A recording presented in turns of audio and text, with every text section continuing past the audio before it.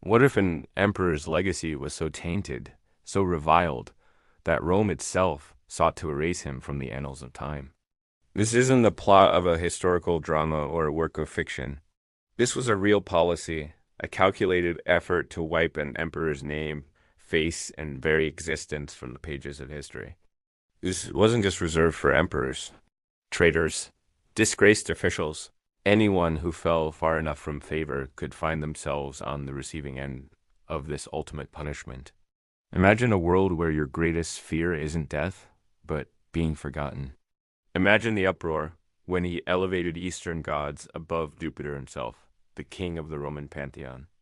But it wasn't just his religious reforms that caused scandal. But death wasn't enough. The Senate decreed that his very memory should be erased, condemned to oblivion. Temples he had built or rededicated were stripped of his name and image. It was as if Rome itself was trying to forget, to heal over the wound of his reign like scar tissue. Statues were torn down, some destroyed completely, others altered to bear the likeness of more favored rulers. A more traditional ruler, one the Senate hoped would restore order and erase the memory of the controversial young emperor who came before. Despite Rome's best efforts, whispers of Elagabalus survived. Hidden texts, buried statues, accounts from those beyond Rome's reach, all kept the ember of his memory alive. Despite the full might of the Roman Empire being brought to bear against his memory, Elagabalus survived. Coins bearing his face were recalled, melted down or defaced beyond recognition. The very act meant to condemn him to oblivion has instead ensured his place in history. His account, while certainly biased, ensured that the erased emperor wouldn't be completely forgotten. And in our modern age, where digital footprints seem permanent, is true erasure even possible anymore? Welcome to ancient Rome, where the practice of damnatio memoriae, the condemnation of memory, was a fate worse than execution. The emperor they sought to erase has become a symbol of persistence of memory against all odds. It shows us the lengths to which power will go to shape narrative, to control memory. But it also demonstrates the resilience of truth, the way that history finds a way to persist. Remember that even the mightiest empire in the world couldn't fully erase one teenage emperor from Syria. This wasn't just about removing a name from a few documents. It was a systematic erasure of a person's entire legacy. And the stories we try hardest to forget are often the ones that echo loudest through the halls of history.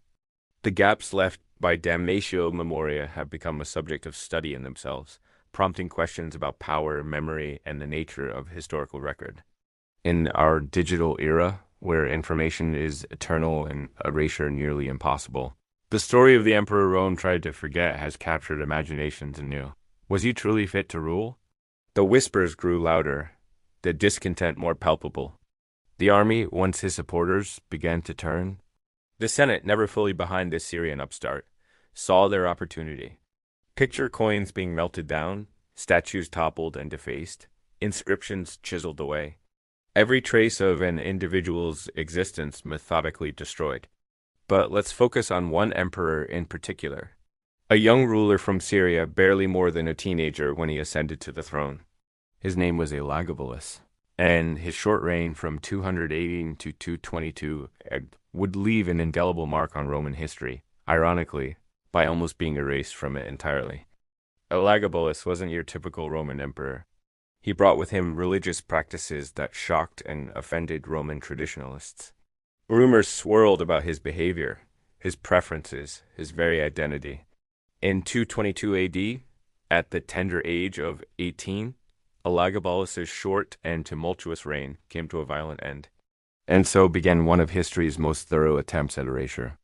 Inscriptions mentioning Elagabalus were meticulously chiseled away, leaving ghostly gaps in the stone where his name once stood. His cousin, Severus Alexander, took the throne in his place. But here's the thing about memory. It has a way of persisting, of finding cracks to seep through. Cassius Dio, a senator and historian writing just a few decades later, recorded details of Elagabalus's reign. It's a testament to the resilience of history, to the human desire to remember, even that which others would have us forget. And in a twist that the Roman Senate could never have foreseen, the very attempt to erase Elagabalus has made him an object of fascination in the modern age. Historians pore over the fragments that remain, piecing together the life of this controversial ruler. Elagabalus is now studied more than ever, his short reign examined from every angle. But this raises deeper questions. What does it mean to be remembered? Is it better to be infamous than forgotten? The story of Elagabalus and Rome's attempt to erase him serves as a powerful reminder. In the end, Rome's grand experiment in forgetting failed. So, the next time you hear about attempts to rewrite history, to erase inconvenient truths, remember Elagabalus. Because in the end, memory is more powerful than any decree, more lasting than any empire.